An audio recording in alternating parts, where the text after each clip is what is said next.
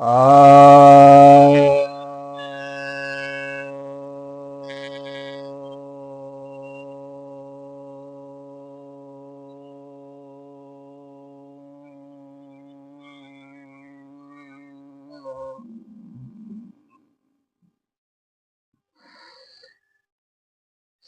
भक्तजनों को सप्रेम नमन।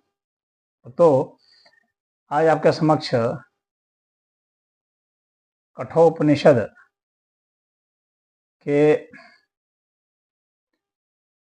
प्रथम अध्याय के प्रथम वल्ली के 21वें मंत्र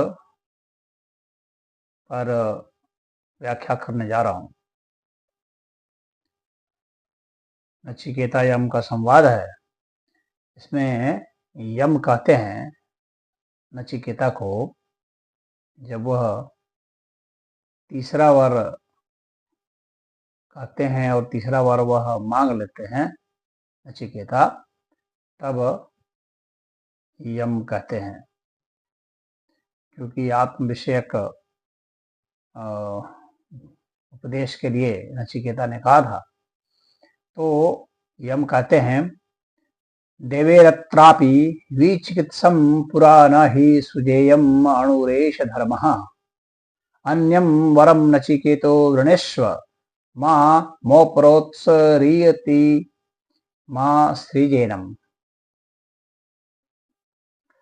कहते हैं कि पहले भी, यानी अभी नहीं, पहले भी, पुराने समय में भी जो देवता लोग थे वे भी इस विषय में, यानी आत्म विषयक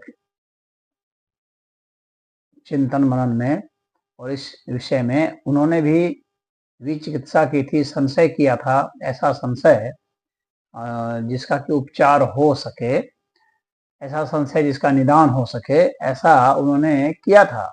देवताओं ने भी संदेह किया था, यानी इस विषय में देवताओं को भी यथार्थ ज्ञान नहीं है। तो यह काफी सूक्ष्म विषय है।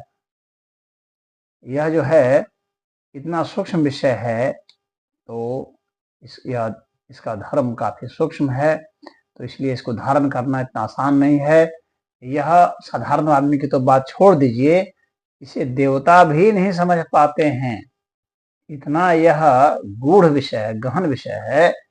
तो इसलिए तुम यह जो तीसरा वर है, यह जो है मेरे लिए छोड़ दो। अर्थात तुम यह इस तीसरे वर की कामना मत करो, यह मेरे लिए छोड़ दो, तुम कोई दूसरा वर मांग लो। तो यह यहाँ पर बताना चाह रहे हैं कि जैसे कि जो धनी व्यक्ति होता है, वह जो ऋण लिया होता है उसको दबाता है, उस तरह से ही यहाँ पर वो कह रहे हैं कि जो तुम यह छोड़ दो, इसकी आकांक्षा छोड़ दो, क्योंकि यह तो उच्च स्तर के विद्वानों के लिए भी ज्ञेय नहीं हो रहा है और यह देवताओं के लिए भी ज्ञेय नहीं है। सामान्य व्यक्तियों की तो बात ही क्या है। और तुम एक बालक हो, सामान्य कहने का मतलब है कि हो, तो फिर तुम भला इसकी जिज्ञासा क्यों कर रहे हो? ये तुम्हारे योग्य नहीं है, या अभी तुम इसके पात्र नहीं हुए हो। उनके कहने का ऐसा एक विषय है कि अभी तुम इतना गूढ़ जटिल विषय पर चर्चा नहीं करो। बहुत सारे छोटे छोटे बच्चे भी होते हैं जो गूढ़ विषय पर भी बहुत चर्चा करना चाहते हैं और करते हैं, क्योंकि उनकी तीक्ष्ण बुद्धि होती है, उच्च स्तर के संस्कार होते हैं। तो वे आत्म विषयक, ईश्वर विषयक और बहुत गूढ़ विज्ञान के संबंध में और बहुत गूढ़ साधना के संबंध में भी जिज्ञासा करना चाहते हैं। तो ऐसे बहुत विलक्षण कुछ बच्चे होते हैं। तो नचिकेता उन्हीं में से एक है, और यमराज जो हैं वो उनको परखने के लिए और उन्हें एक तरह से हताश भी कर रहे हैं कि भाई देवता लोग भी जिसे नहीं समझ पाए, भला तुम क्या समझ पाओगे, छोड़ो इस सब चक्कर में।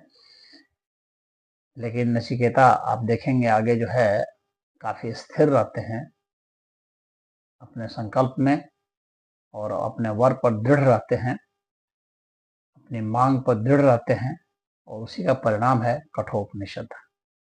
तो इसमें इतना ही। हरि ओम।